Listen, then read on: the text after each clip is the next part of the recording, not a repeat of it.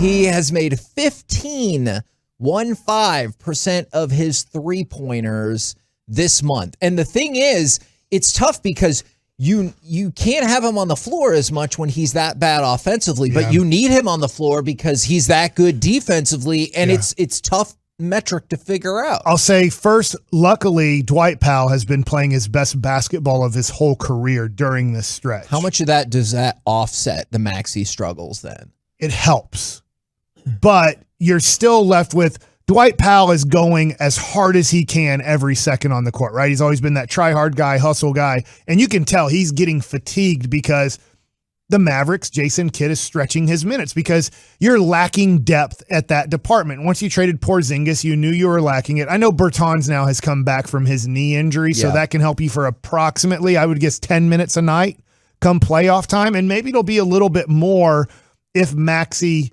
keeps shooting this way. But I don't want to say Maxi's not the key to winning or losing a series. I don't want the segment to become he's the key to winning or losing a series. Not even defensively? He can help. Okay. He can help, but not a key. You can win without him. If Maxi's hurt and he's going to miss the playoffs, you can win without him, but man, it makes it a lot tougher because you are counting on his defense. You know, you are counting on him to provide some wide open 3-point shooting. Like you would like for him on the looks that he gets from three, he should be a 40% 3-point shooter because nobody guards him. Nobody's even trying to guard him on these shots. So he's shooting 15% on, we're not even going to contest the shot, just go ahead and take it type of a deal. And this is what I put on Twitter the other day, and I don't have it up, but is my words. So I'm quoting myself here. I was never as good at baseball as Maxi is at basketball. So I want to make that clear. Maxi is a better NBA basketball player than I ever was as a Major League Baseball pitcher. But here's what we have in common right now. I have lost my confidence at the highest level. And when you do it against the greatest people in the world at what you're competing against, they kick your ass and it's not fun and they don't feel sorry for you. They love it because they're making more money. They're doing better because of your failures, right? It's not somewhat their success is like Maxi Kleber. Right now, somebody's probably getting some sort of defensive ranking that makes them look better on an analyst chart because of, hey, you guarded Maxi Kleber and he went 0 for 6 tonight again. And you're like, yep, that was all me, wasn't it? Knowing that it was Maxi can't make a shot to save his life right now. And you try different things. For Maxi, I bet he's tried going in earlier, shooting more, taking a day off, shooting less, trying maybe a little bit of a different technique. Maybe, hey, I'm going to take a little bit more time on my shot. Maybe I'm just going to rush it a little bit more and see if that. He has tried everything and nothing is working because this really, to me, isn't just a March thing. It feels like a February and March thing, as in like it's been post All-Star break type of deal. I mean, he has just not been right. And I think that it's gone long enough now that I'm just looking real quick here. February was fine. That's about it. I think if you're okay, so post All-Star break, he's shooting 14% from three. So I get you. If you just break down February, and I don't know exactly when, it just went to horse crap for him.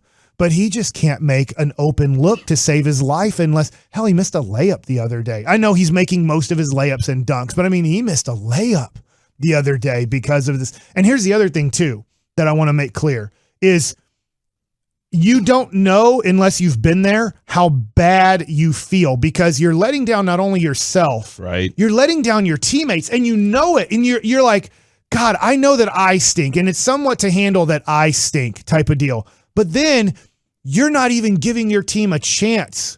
You know that the minutes that you're out on the court or the time that you're out on the mound and you're trying your best, you're giving it your all, but yet you, in the back of your mind, you're like, I'm going to F up this game again, aren't I? And you got to fight those feelings. They have Donnie Cockstein there on the bench to help out. I mean, that's his job. Donnie was with us with the Texas Rangers. He's been with the Dallas Mavericks for, I would say, almost 20 years or more than 20 years as their guy that does, you know, this stuff to help with your confidence, to help with your mental game. But right now, Maxi is effed. And I don't know if he's going to get right. I'm hoping he gets right because, as Corey said, is he a key? No, but man, can he really help? You could look at the end of the game the way that we look at certain playoff games that the Mavs did win in 2011, whether it was a random Corey Brewer moment or a random Peja Stojakovic moment, or boy, how much did Tyson Chandler change the game, type of deal. But right now, unfortunately, Maxi's changing the game in the wrong direction. As soon as he comes into the game, the other team is like, hey, guess what? They only have 4 guys on offense now. So we don't even have to worry about him. And come playoff time, that could be tough on Jason Kidd on how many minutes do I play Maxi Kleber knowing he's going to give me such negative results offensively. Yeah, because Kevin, if you're the defensive coordinator going up against the Mavericks and you see him on the court, what's your plan?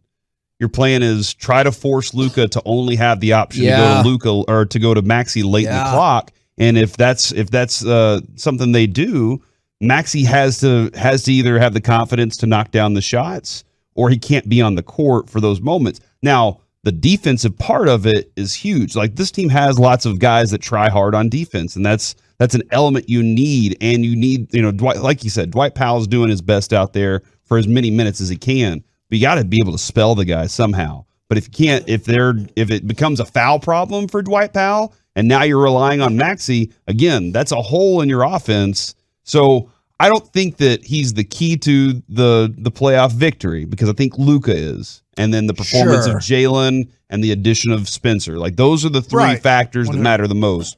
But to get those role players to do what they do best, you got to have Maxi giving you something on a given night. Kevin, to add to that, I would have never guessed in November, December, or January, I would say with a few games left going into the playoffs, Dwight Powell is a bigger player for the Mavericks than Maxi Kleber is.